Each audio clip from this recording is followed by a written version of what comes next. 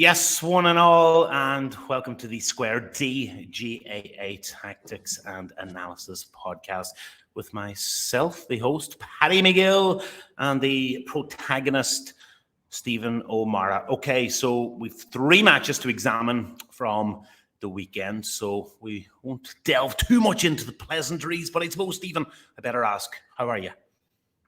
Not so bad. It's been a busy weekend of football when you haven't watched one of the Ulster semi-finals yet or gone near it. So, yeah.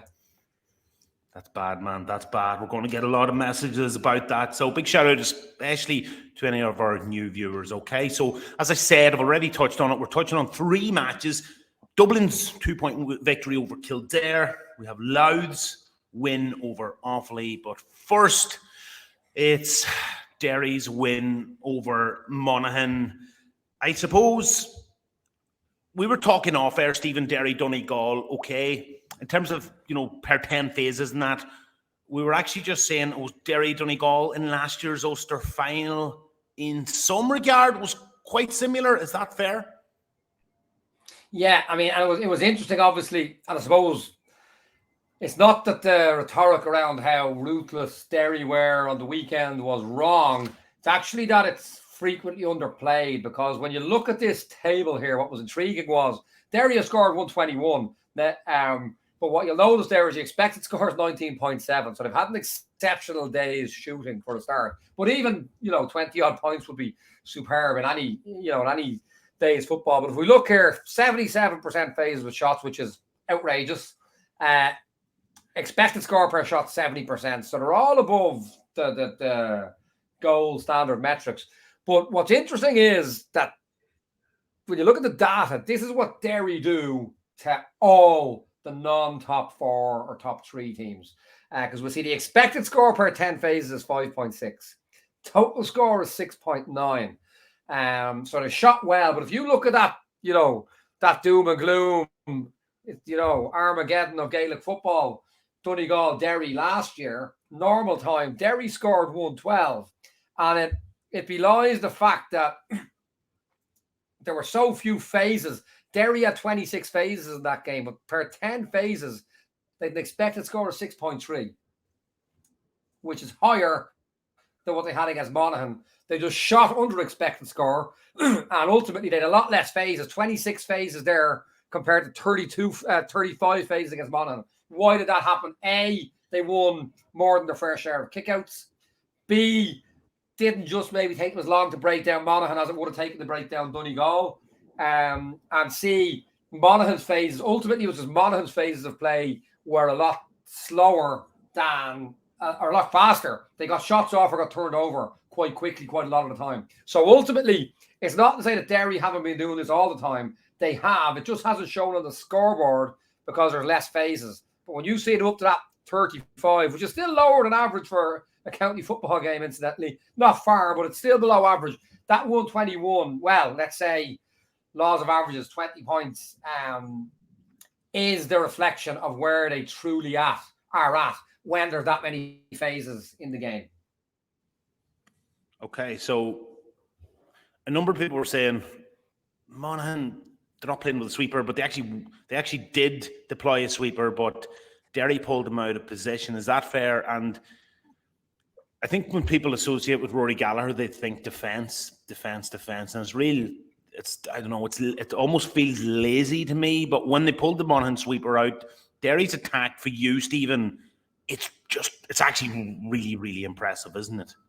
Yeah, it's ruthless, and I suppose it brings up a lot of the questions about modern football and whatnot. And it was Michael Murphy was doing the analysis, and I thought as he thought in real time.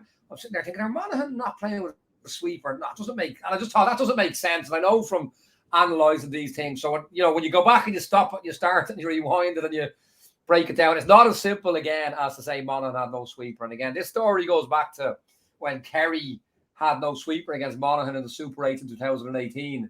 At that point, Monaghan were the only Division 1 team systematically abandoning their +1. That is to say, the man who would normally stay behind and mind the house was actually coming late into the play. And what would happen was the Kerry sweeper would have to push out to get him. Then it was man on man. Then you think ball into McManus, great scores, etc. And it's the same story more or less now every Division 1 team is abandoning that +1. But Derry do it brilliantly, and we'll watch it here. And so this is as much about Derry's good attack as Monaghan's defence. It's just not where it needs to be, and it's not looking like it's going to be, being honest. And there's elements they can't do anything about, which we'll see. But did Monaghan have no sweeper? We look here, those lines are tag-a-man, so to speak. But we'll see here. I think it's Brendan Rodgers is outside in the oval. If he's outside there and everyone's behind the ball, there has to be a Monaghan sweeper somewhere. And there we are. If we look at it, it's Bannigan here. All those white lines are tag-a-man. But the point is, Bannigan's trying to be the sweeper on the edge of the D. But when Derry bring their entire 14 outfielders into the offence, your sweeper is essentially cheating off somebody.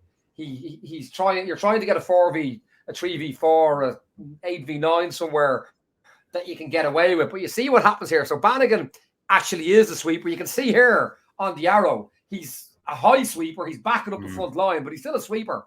But the issue is, as the ball comes across, there's two things.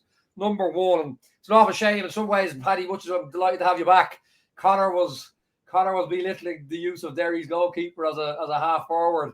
I would have had good fun at his expense today if he was here. We see it here. Out he comes. Now, there's two issues. You know, if you've been studying on your 2 weeks off, Paddy, right, number one, their first sweeper is somewhat compromised. But what's the issue here? As a Derry keeper comes up, Monaghan man at the front of the arc, what's he about to get wrong? Sorry, you're asking me there. He's going to go, obviously. He's obviously going to go straight to the man, leaving the keeper free. Exactly, the 2v1 rule. Now, he doesn't get it 100% wrong, but 50% wrong. He's got to be back already and expect that pass. So that's Monaghan's flaw. Now, they've defended deeper this week, and I think that might have been systematic. But the nuts and bolts are still wrong. The 2v1 is still wrong. But the key here is that Derry, by abandoning that keeper, to get a sweeper, you've now got to cheat two men. And it's very difficult to do. Now, it's not a strategy I'd recommend to fledgling teams or coaches, but when you're not savvy in possession, the problem there is that Monaghan by getting that 2v1 wrong, Lynch by coming forward, look how deep now they've driven the Monaghan defence back. It's way too deep. And that grey zebra crossing area, so to speak, that's our shooting zone, and they're too deep back behind it. And that came off. Monaghan get the 2v1 rule wrong, but Derry engaging everybody into the attack. And now it comes around to Paul Cassidy, possibly a low percentage shot in fairness. He put it over blocking hands, but it's gone over the bar. So that's the first issue. We see it here again. And Darren Hughes has been their sweeper looking last year into this year. They have a very black and white efficient methodology. From what I've seen, opposition put their foot on the 65. Darren Hughes is back. And if Darren Hughes can't get back, somebody else gets back. Very good way of doing things. It just takes any grey area out of it. But you see Darren Hughes again here. But, you talk about guys who play between the lines. Watch Padraig McGrogan here. Playing between the lines, real soccer expression, Antoine Griezmann. But Hughes is in the sweeping position. McGrogan goes, what happens? He plays by design or by accident. He plays between the lines of the two of them, and neither of them calls, I've got him. I'm staying. They both go. All of a sudden, what have we got? We're back to man on man. But it wasn't because Monaghan chose. Now, the second thing, and this is where I said last week, if Monaghan got their offence in order, they could possibly, be an outside chance for the All-Ireland. But they have a big problem, especially against Derry. I was talking about Darren McCurry, Shane Wall, Sheen Burke, guys like this. There's one or two more I know I'm forgetting here. Give them the messy role, keep them ahead of the ball, let them do the magic, don't make them do the grunt work at the back. But when Derry bring all 15 players into the offence, you have to bring all 15 back. And all of a sudden, guys, I'd ideally like to give the messy role. McCarron, who was taken hot before half-time, Conor McManus, they have to be back doing something they don't want to do, defending. And here we've got now, a cornerback, McCluskey, man on man. Sorry, have I lost a piece there? McCluskey's man on man. You've now got Conor McMahon is essentially somewhere between a cornerback and a wing back. McCluskey, who, I thought was an athlete, maybe not a great footballer when I saw him first. He's a funny kind of a solo, but the devil of fear of him, he's by McManus, he's true, and it's a goal. And the real problem there for teams facing Derry now is they've 15 athletes. And if you've got lads that aren't athletic, and Monaghan have 4 or 5 of them, you're in big trouble. And you see it here again. Ethan Doherty, who I think is one of the top offensive players in the country. Monaghan are set. What does he see? Weak link. Again, as he turns, what are we going to spot? It's a number 14 that he's gone by. In he goes, score. So it's very, very difficult for a team that don't have 14 athletes to deal with this, because it looks to me as though Derry are holding it and waiting for the athletic mismatch that they've earmarked in their pre-match analysis, and they're going for the jugular. Yeah, it's difficult. It's also difficult doing a podcast when you're about 7 minutes away from Dublin airport and you're freaking, you can see the planes actually, and you're just afraid they're actually just going to lob in on top of you. So that's why I had a little bit of a pregnant pause there. That's great stuff, Stephen. Okay. It's still this Rory Gallagher project, this cycle, it's still in the embryo stages. Okay. And I see it getting compared to Donegal in 11, and that's a different conversation, but so can't really be too critical, but they did come up, I suppose, conspicuous, I suppose, in terms of the 2 games that we point out maybe that they didn't make it through the next level. Galway last year in the All-Ireland semi-final, and Dublin, I suppose, in the Division 2 final. Okay, I mean, they were both Division 1 teams really in all but name. Okay, but that's probably the metric now where Derry are going to be measured among the elites. You think those 2 particular games, you think, again, you said to me off air, you think you know why they fell up short in both of those encounters? Yeah, and the first time you spoke to me, Paddy, you asked me this question, and I kind of gave a watery enough vague answer. It was more a hypothesis than even a theory. But I suppose we look at this, and the reason I do want to look at Derry's defence at some stage, but the reason I haven't looked at it yet, like what I said about Monaghan last week offensively stands.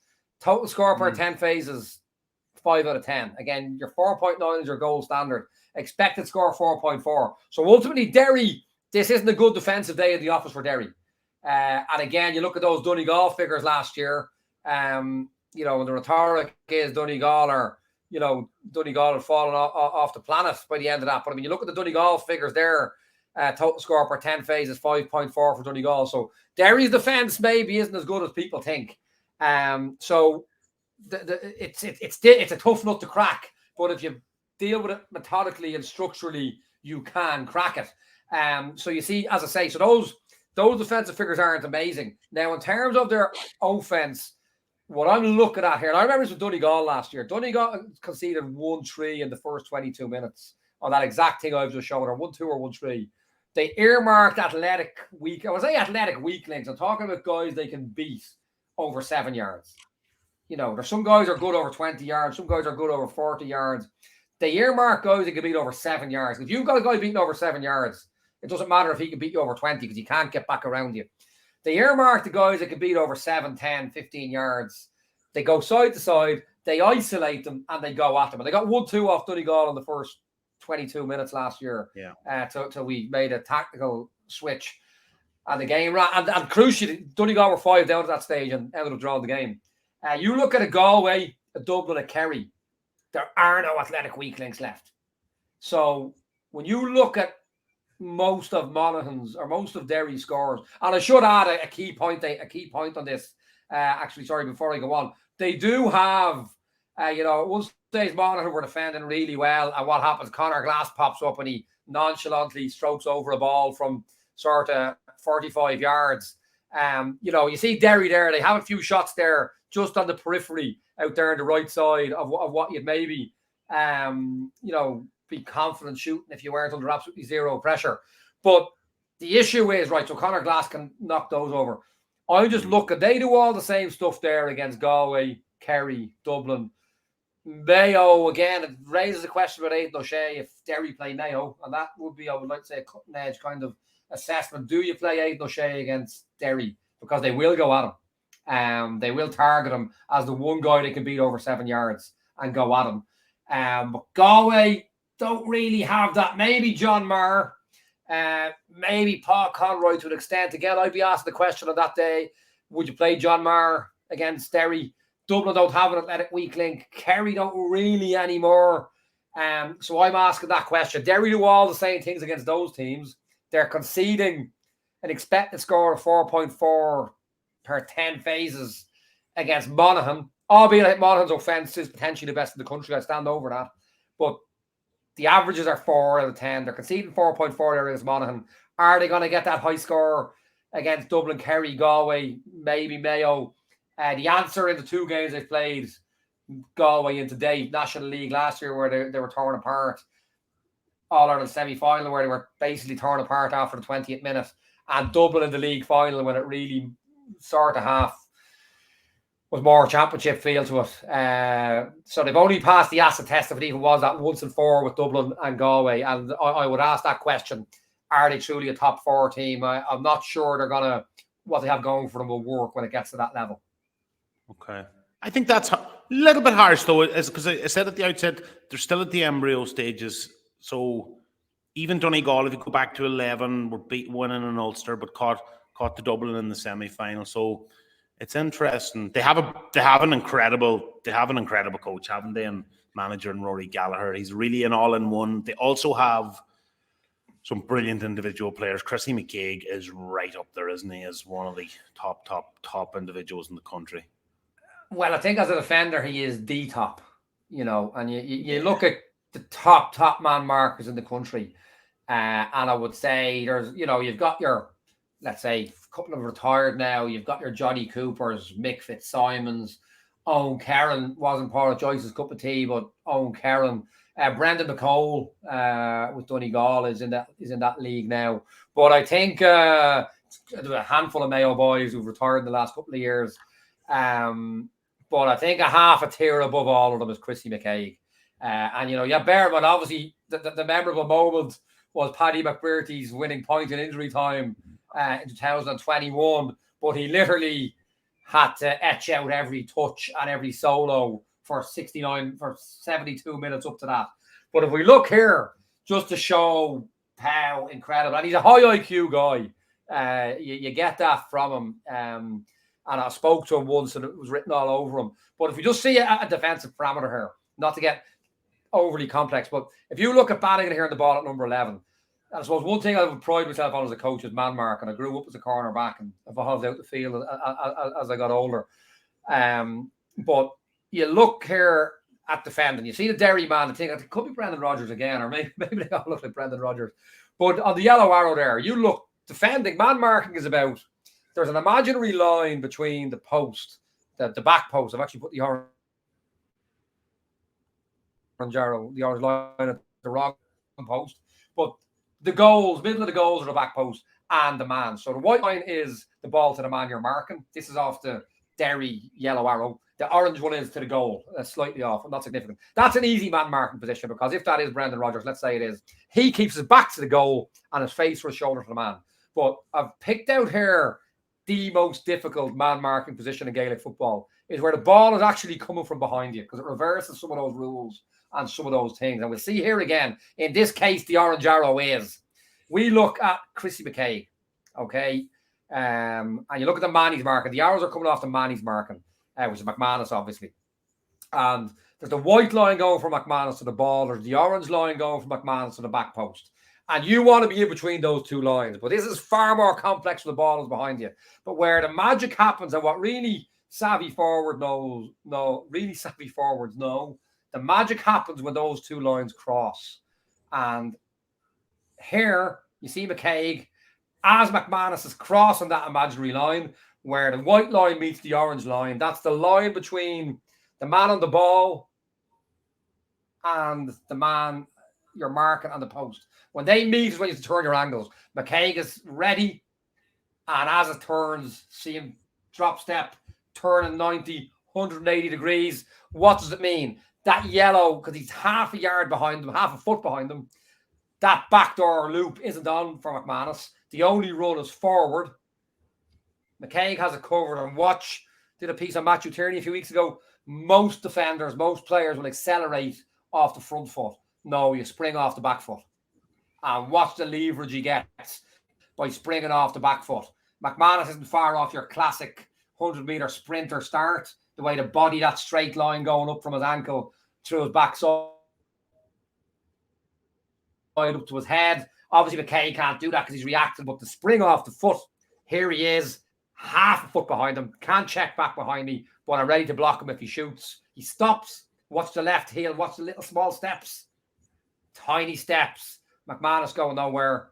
He takes off again, still nowhere to go.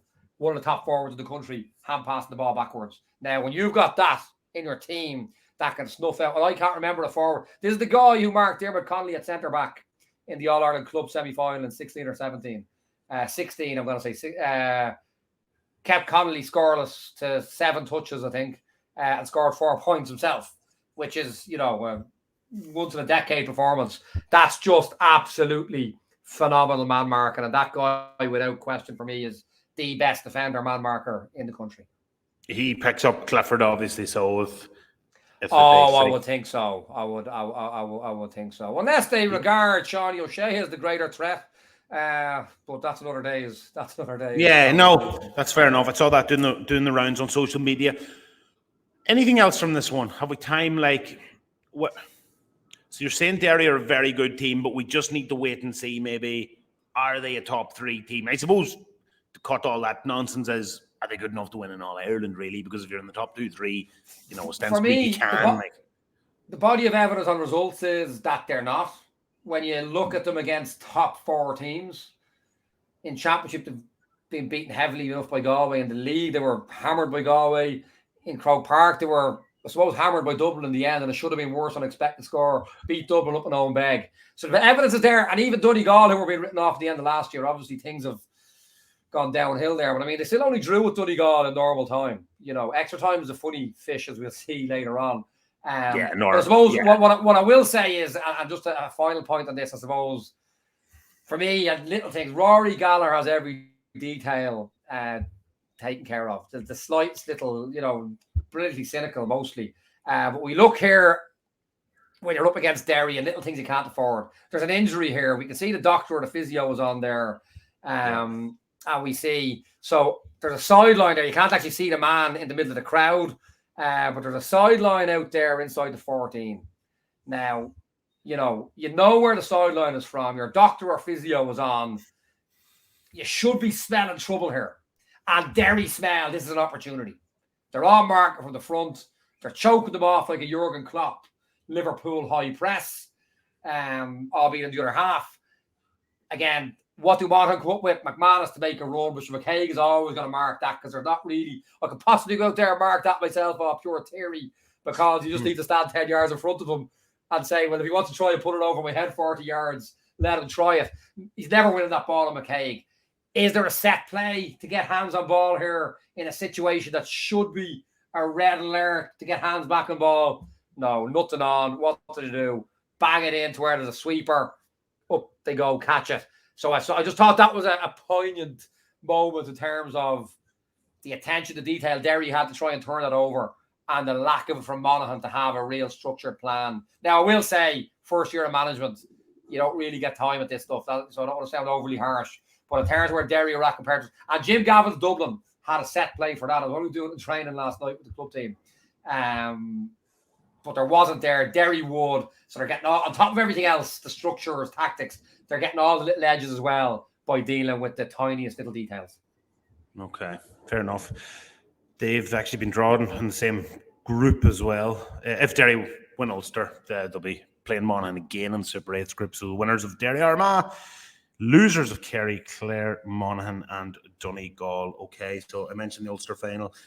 Louth into the Leinster final for the first time in 13 years. The wee county overcoming Offaly. I didn't actually see this one, Stephen. What did you make of it? Louth were in control from the early stages. I only got the highlights of this one myself. They were, can't let you out the Friday to slip, Paddy, or I won't be able to drive it to South Armagh again. You're after writing Armagh off there in an Ulster final 2 weeks out. I couldn't let you out with that, Paddy. I thought I slipped in. Winners at the. I have an accumulator done. So Derry at the start of the year, Derry better beat them.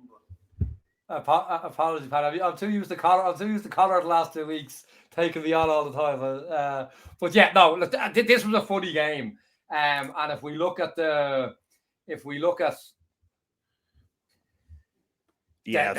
bar chart on this, the expected score, it was a very funny game. And I suppose even if you divided it the first half and second half, it probably tells more of the story. First 6-7 minutes, this looked like Derry Monaghan. I mean, I think Offaly used to get a shot off in the first 4 phases. Louth were getting shots off. Now, I would have done analysis on road this year, and I would have watched the Offaly county final. There's a lot of flair football in Offaly. I wouldn't have had a reason to be watching much Offaly football in the last 20 years. But there's a lot of flair football, and it was definitely a contrast of styles. Offaly, there's a bit of a kind of Kerry style about Offaly football. Louth was that bit more Ulster style. Still not afraid to kick it when it was on.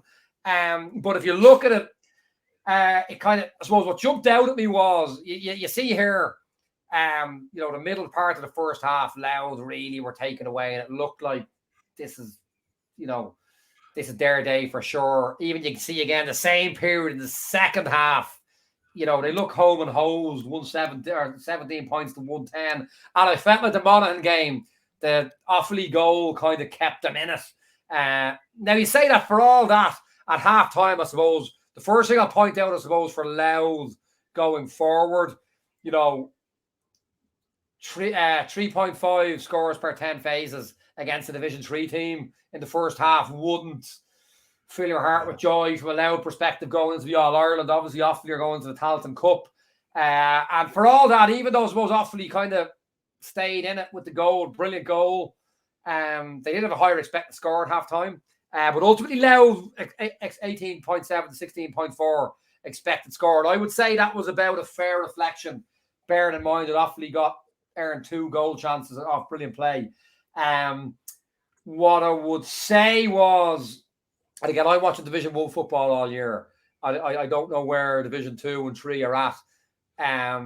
I felt the odds going into looking back retrospectively, I feel the odds on this game, again, even we see there, look, 3.7 expected score per 10 phases each. Offaly had, and we're obviously dealing with the 70-minute period here. Sorry, we're not looking at extra time here. Offaly had a higher score per 10 phases, 3.9 to 3.4. We're going to look at that and how, why Louth had more possession, basically, won the kickouts. But Louth, their ball handling in the first half was horrendous. Like they gave away 6 or 7 completely unforced errors. Whereas, as we're going to see, the turnovers on Offaly were generally in contact. They were forced.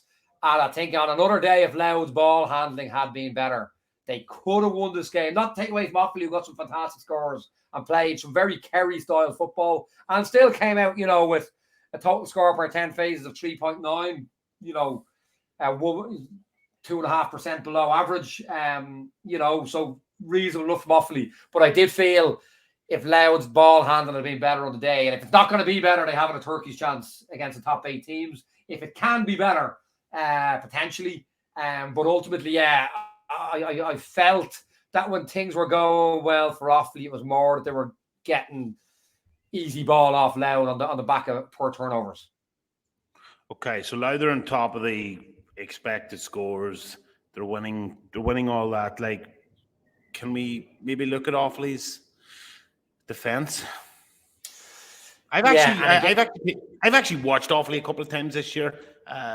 Watched them twice against Longford, and yeah, I agree with you. They have a lot of classy, flary players that probably in another era, you go back to your Roy Malone, Vinnie Claffey days, another era, maybe there's more equilibrium across the board. They're actually good players, and I do not mean that to sound patronising whatsoever. Offaly are on an upward trajectory. They're a starting point here, and I think they have a good thing going for them, and they have a very good, they've had a tough time. Liam Cairns, the whole shock, and he was a great man, but they've a really good guy now there as well. So, well, this is it. Obviously, that the upheaval in the middle of the season. I mean, there's apart from football, there's the emotional element to that.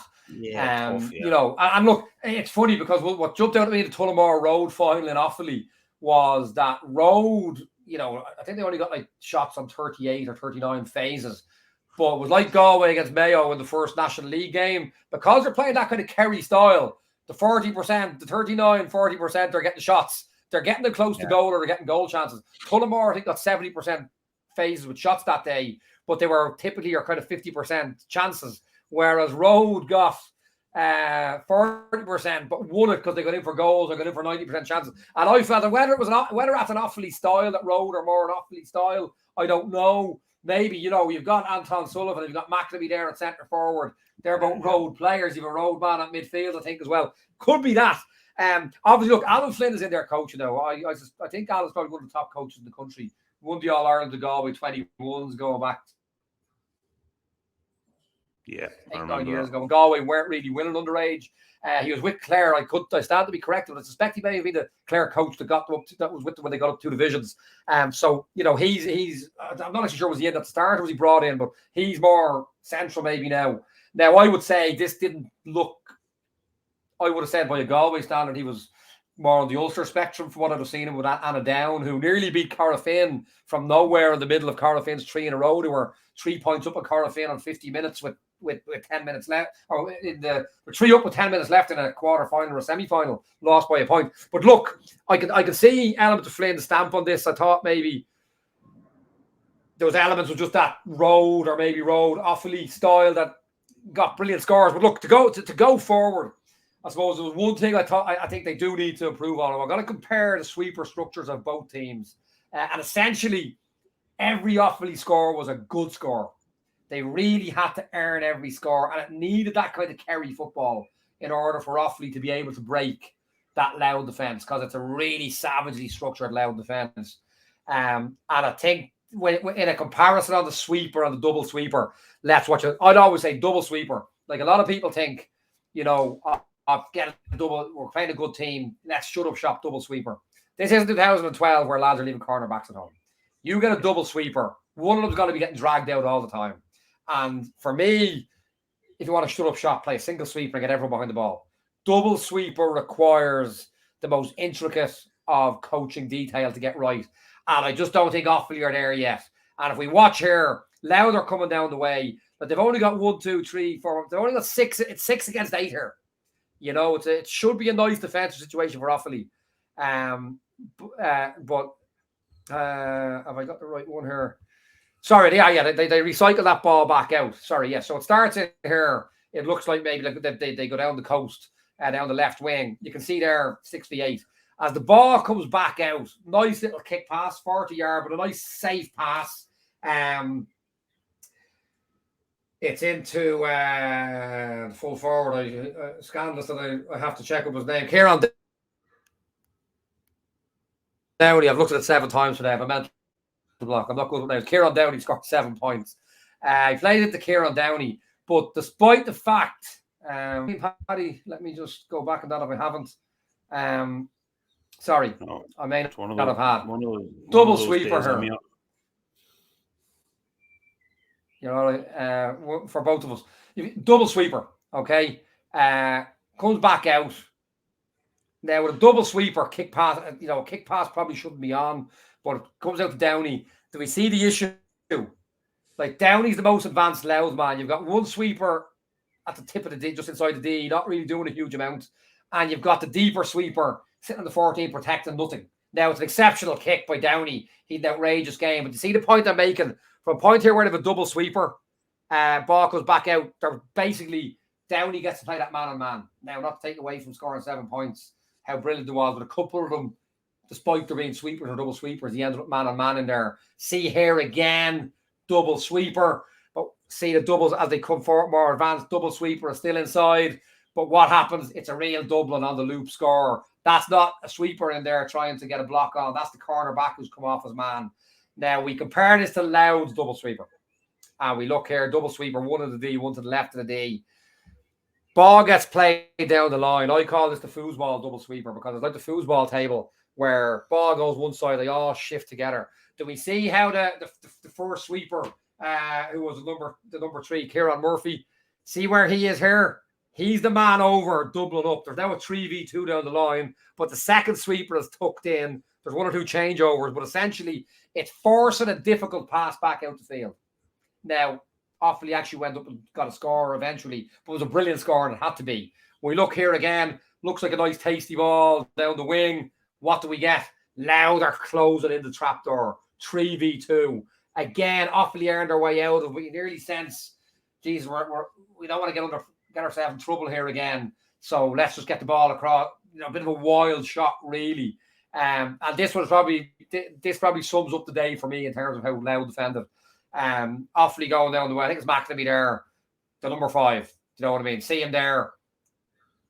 Tucks in. There's a full forward. I'm often giving it about full forwards. Should they be in the defence? They have them pinned in already. And you see inside the white section, it's 3v2. But the section outside it, the next 4 men up are Louth as well. It's actually a 7v2.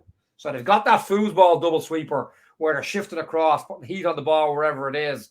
And ultimately, you can barely see it there, right where the arrow is. Anton Sullivan ends up trying to kick a nearly impossible 50-yard crossfield pass. Gets cut out and the other way. So, look, I felt some brilliant football by Offaly, some poor ball handling by Louth kind of kept them in it. But I think if the game was played 10 times, Louth on average would be winning it and winning it by more often than that. Okay. People see me yawning as well on the screen. I'm just a big yawner, okay? I'm tired 24/7. One of the themes in this game, as always, kick-outs okay. Louth go short. That's one of the themes, but they also press Offaly really high in that second half, don't they? And that is huge ramifications in this contest. Yeah, well, there were 2 things. I suppose the first thing is, I thought this was brilliant. We'll see here, to go back to Louth's own kick out. This is the tiniest detail. I think we're dealing with 2 of the 3 standout managers of the current generation tonight. Mickey Hart, Rory Gallagher, and Malachy O'Rourke, probably the 3rd, I would say, as things stand. Look at this. There's an easy clip here. Offaly give this up. There's an easy clip to the D. Doesn't give it. Who does he give it to? He gives it to a more advanced man here who's tightly enough marked. Why? It was actually Gary Boyle and Donegal pointing this out to me. I had all my stats done in blocks and zones. Gary Boyle would have pointed out to me when I did Donegal first. That area he had earmarked, he was dead right, and I've been looking at it since. You get kickouts off into that area, it's gold. Especially higher up that red arc, you can get it off. Even right on the D there, central. Because teams are set up zonally. You cut through the central channel there, you eat them alive. And that's obviously been calculated by Louth, because he could have got the hands on ball, kick out on the D. Goes a slightly riskier one. You can barely see that, but he's into contact, but gets out of it. The risk reward, what are the implied odds? Once they break that 6 pocket, 3v1 down the way, in they go for a handy score. Now, where the game really shifted, a stage where Offaly, despite, as I felt, looking like they were struggling in the first half, got back level before half time, took a lead into the sort of 45th, 50th minute or so. This isn't just your 4-4-4 press. This is a 4-4-5, because you get 4-4-4 and the keeper in again. Yeah. Again, I wish Connor was here, so I could ask him his thoughts on this one. But this really is what probably swung the game ultimately, was this high press. There's just nowhere to kick the ball. And I think it was the 50th and 51st minute, space of 40 seconds, Louth had got 2 points off this kick out, and it really swung momentum. They won 3 in a row. There's just nowhere to kick that ball. Now, there's strategies you can work around that, but they're not easy no matter what way you put it. But ultimately, that high press was the turning of the game late on. And I suppose a key point on that, I haven't looked at extra time because it ended in a draw. I think Offaly were out on their feet. Like Anton O'Sullivan was going down with cramp, and they still didn't take him off. I don't know. Maybe they don't trust the bench. Maybe they just, he's such a big player. They brought him off, brought him back on. But ultimately, and even there was 4 points in that game with 9 minutes left, and put your house on Louth. But at that stage, look, they gave up a few silly possessions. I think Mickey Hart could be tearing his hair out. Is that what happened? Yeah. Yeah. I'll give it to you straight up. I was going to say, with all said and done, they were 17 to 110 up. I think 61 minutes on the clock. Yeah. And I'm going to go and because I actually didn't see it. I was listening to updates, but a commentary. I was going, Shanae, like, you know. Yeah, and look, credit to Offaly, they stayed in it. And they did what they had to do. And they even missed the mark to equalise in injury time. So they had to go back a second time. But they had two very handy misses. I'm talking sort of 90 and 80% shots. A mark from the tip of the D and another handy shot wide. Then they hit two low percentage shots. And one of them on 73 minutes where you just want to keep your hands on the ball until a definite gap opens. So they kind of wantonly gave away a bit of ball. And Offaly actually got quite a lot of phases in that latter stage of the game. Obviously now they went up, and funnily, bit random as well. Offaly gave away one completely, or Louth gave away one unnecessary free. There was another kick out. A man missed by half an inch. If he got it, it was game over. But because he missed it, they were cut with their pants down, and Offaly was scored. They had two incredible scores by Offaly. Well, incredible and over them. Two brilliant scores by Offaly in the middle of that. And in the middle of Offaly missing the mark. But I think Mickey Hart would have been laws of averages again. The two what they put wide when they were 4 points up were really poor misses. And they did shoot slightly under expected score on the day. But credit to Offaly, they came back, but Louth kind of did let them back a bit. And as I say, within 3 minutes of extra time, it looked fairly clear that there was only going to be one outcome with what the teams had respectively in the legs at that stage. Okay, fair enough. Anything else on that one? No, I think that's it. I'm excited to see now. Two teams going the right way. I know that sounds just a 1993 bloody statement of the most generic statement you'll ever hear, but there are two teams going the right way. It's pretty straightforward, isn't it? Well, they're the right way as in their trajectory or the way they're playing? They're almost Donegal are not working to optimum levels at the moment. They've half a bloody team. There's a county board fiasco. There's loads of players not available. It's just a mess, right? Louth are in the first Leinster final in 13 years. Okay, look, they're absolutely going to be huge. They are huge underdogs in that. But Offaly, as I said, I've seen them a couple of times. They'll have I'm not saying they're going to win the Talton Cup, but they're both making yeah, progress. Well, look, I'll tell you, they are. Yeah. I'll give you 4 words to sum it up, and then I'll talk about it for 90 seconds and we'll move on. Mickey Hart, Michael Duignan.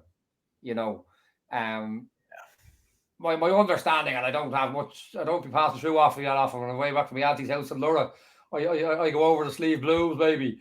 But I gather things weren't being run very well down there for a long time. Michael Duignan, you know, died in the wool Offaly man, took over, has their house in order. Now they're winning under 20 football All Ireland. They're back winning minor Leinster hurling, if I'm not mistaken.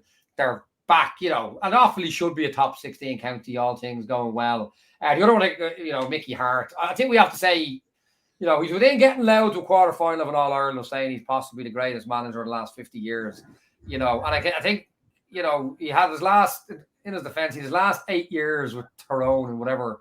Did he do 17, 18? He did 02 to, he did 19 years maybe. Like, Mickey Hart was up against the Jim Gavin Dublin team for 8 of those years. He won 3 All Irelands before that. Probably would have won 2 more if 2020. Yeah, I think the Mudbath and Balbafay was his last Donegal Tyrone game. You know, and the point I'm making is, you know, and he was maybe compared negatively to the new Tyrone management, you know, who I'm quite impressed with in a lot of ways. But, you know, they weren't playing against the Jim Gavin Dublin when they won that All Ireland. Mickey Hart, Division 4, Division 3, Division 2, Division 1. I just sitting at a story I heard, may or not be true, but I wouldn't doubt it's true. Just a real general manager. I believe one of his demands when he came into Louth was that they would break a wall in the dressing room, that they could fit the whole panel in the same dressing room. Can't verify if it's true or not, but it makes a lot of sense because there's counties I know where you would have had in the past 2 dressing rooms and you'd have had 2 blocks of players from different clubs, all within different dressing rooms, and that's poison from the off. The Germans did big work on this with the Bayern Munich, non-Bayern Munich dynamic in German camps. They couldn't fight. They sent a team out. They sent the team out. They got a team of psychologists and sociologists in to find the kind of training camp they wanted for the Brazil World Cup. They sent the team out to find it in Brazil. They couldn't find it. What did they do? They bought land and built it themselves. They went on and won the World Cup. Oh yeah, Mickey Hart, apart from the football, the little detail. If that story is true, I think it's brilliant. I hope it's true. And if it's not, as they say, don't let the truth get in the way of a good story. The truth. Yeah. Donegal need more than sociologists at the moment, a combination psychotherapists, psychologists, psychiatrists as well, maybe. No, look, we're stuck for time here, okay? Dublin, Kildare. As you know, I'm a teacher in Dublin as well. A couple of diehard Dublin fans here, okay? And they're saying, Dublin are bad, Dublin are bad, Dublin are bad. And the kind of general tone really probably nationally is, because I Dublin backed and I had a couple of lads and they let me know in a WhatsApp group going, you clown, what are you back in Dublin for? And they said, madness, Dublin are poor, Dublin are poor. Like, any chance at all that Kildare were good? Or where do you see it? I hate the question, were they good or were they bad? I think come along. Well, look, ultimately, let's break it into two halves and then look at the whole game. I mean, in the first half, it's 8-6. Dublin's expected score per 10 phases is a meagre average. It's 4. We're so used to Dublin hitting that goal standard of 4.9. They had a shot below expected score, 3.3. But ultimately, like that, Kildare had a really good first half. Look at Kildare, 88% phases with shots. 5.7 expected score per 10 phases. 5. It's a brilliant offensive first half by Kildare, and Kildare have some fantastic players. I think there's on the scale, on the Meath scale, Meath and Colin O'Rourke being a 10. I think Kildare have probably been a 7 over the last number of years, and maybe they're gone back down the way now to it. The way they played in that first half, they weren't on that scale. They were a 0 or a 1, and it's really good figures. But ultimately, we're talking about Dublin. Look at the second half. They've battered them. It's expected score 5.4 per 10 phases. We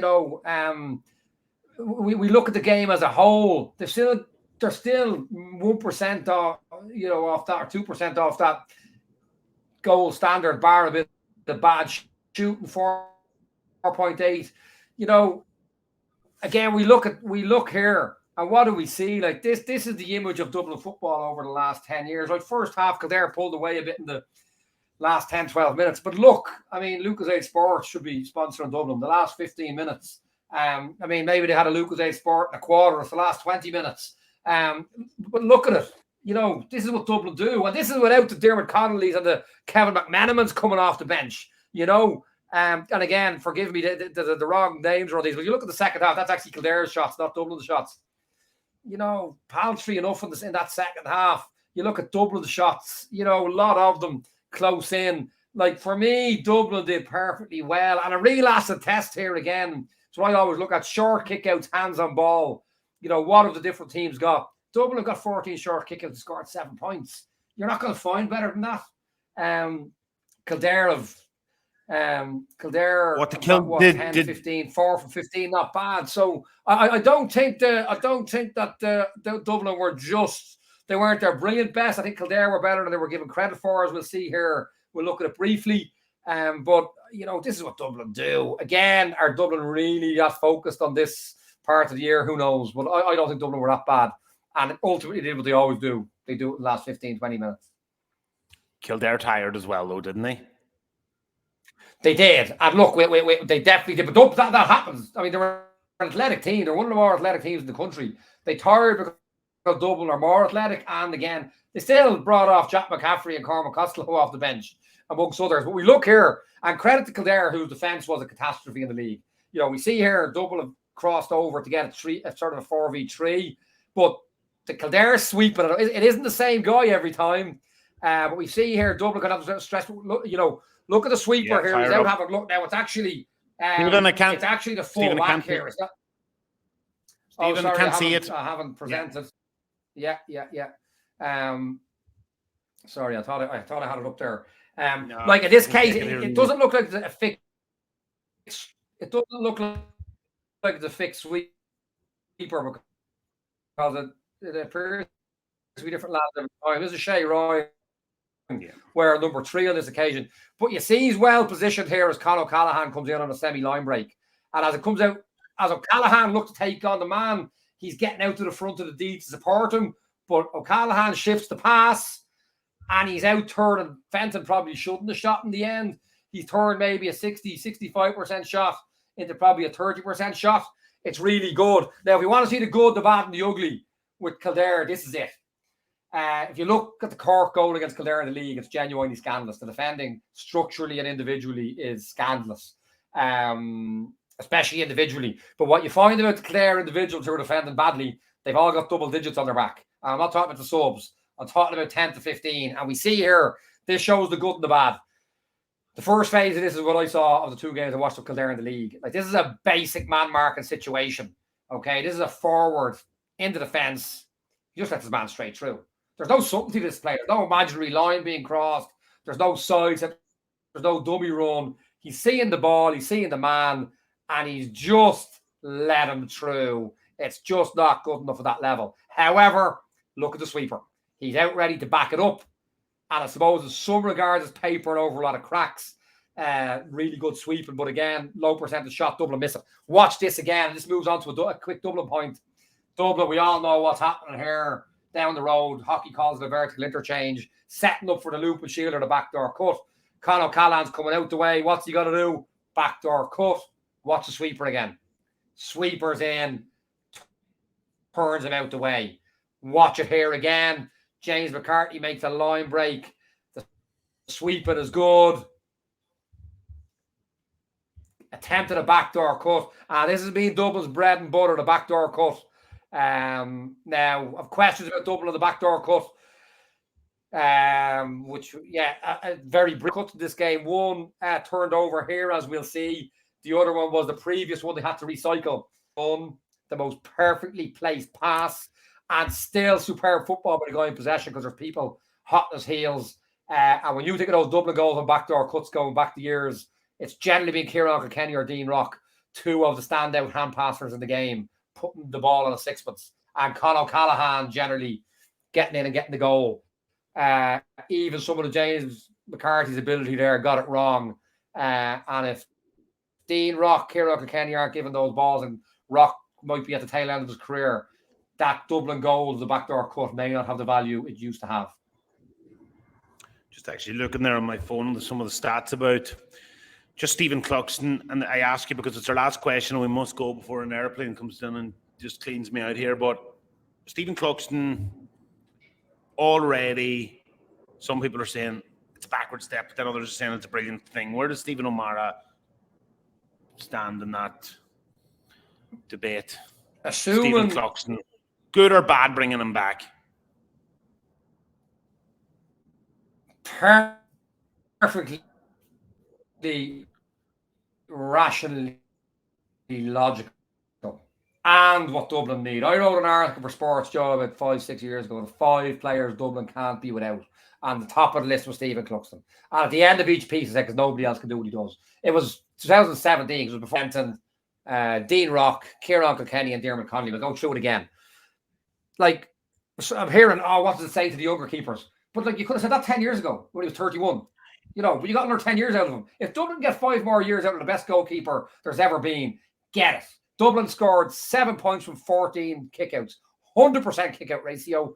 First time I've seen that in a couple of years. Why? Because the master is back.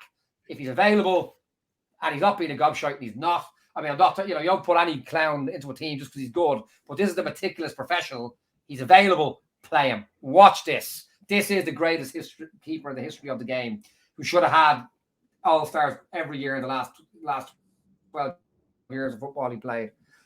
There's an easy hands-on ball kick here to the left cornerback. Cluxton sees this. There's no way Stephen Cluxton doesn't see that easy hands-on ball. But he's thinking 2 steps down the road. He's a science teacher, let's not forget. What's he looking at? James McCarthy out 50 yards away behind the Kildare man. What does he go for? Look at where he lands that ball. That's the space he had to hit that ball from 50 yards. And he chose that ahead of a clip to the left corner back that I could have hit. Why would you want any other goalkeeper? I'll finish off with a point, Paddy. Have I 1 minute to finish off with a point? 1 minute, yeah. My first published article was 2016. I was watching the game and I got sent a few things to a few places which I'd never done before. I couldn't believe it. The Kerry man got back to me. I felt like Joe Pesci and Goodfellas I felt it going in to be a made man. And a meagre dub getting published in the Kerry man. And it was after the Dublin Kerry, I think, semi-final, was it, in 16. And the rhetoric was Cluxton had one bad kick out and might have led to a goal. Then the high ball came in. I wouldn't say it was his fault, but it ended up in the net. And there's a Stephen Cluxton meltdown. I looked at that game. Kerry scored 6 from 12 short kickouts in that game, 50%. Long kickouts, and I remember the detail well. 18 long kickouts. They won 6, lost 12, conceded 6 points from the 12 they lost. They were profiting 50% on every short kick out. They were losing 33% on every long kick out. It was 0.83 of a point difference per short kick out compared to long. Now, I looked at those short kick outs, and there was a lot of short kick outs the Kerry keeper didn't hit. But what did he do? What all the keepers used to do and most still do, I'll take the safe option. I looked at Cluxton during that game. There were 8 similar kick outs. What did Cluxton do? He hit them hands on ball, even on his good day, even on his bad day. He was worth 4 or 5 points that Kerry would have banged long. Did. Dublin won because Cluxton clipped him, and Kerry lost because their keeper didn't. Cluxton, best in the business. Saw a brilliant article with Johnny Cooper there the other day that talks about this stuff Kevin Walsh calls the invisible game. One of the best articles ever written, Johnny Cooper, talking about the little details that we don't see that aren't the sound bites. Amazing. Cluxton, if there's another 10 years in Cluxton, keep him in there. Yeah, it doesn't matter if you're 14 or 56. If you're good enough, you're good enough. Stephen O'Mara, thanks very much.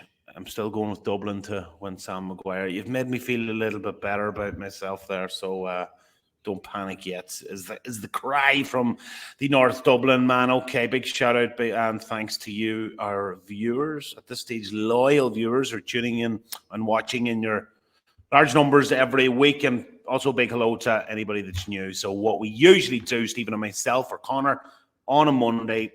Matches normally we dissect them on a Monday. It just depends with the bank holiday and how it falls. Usually look at 2 matches from the weekend that has passed, that was televised or in GAA or whatever. This week we had a quick look at 3. So I think we're back next week, Stephen. A couple of provincial finals, etc. So we will we'll talk next week, Stephen. Yeah. If we don't fall out before then. Okay, good stuff. Okay, big shout outs for tuning in to the Square D GAA Tactics and Analysis podcast. Even on myself, we'll talk to you next Monday. Okay, bye for now and stay safe.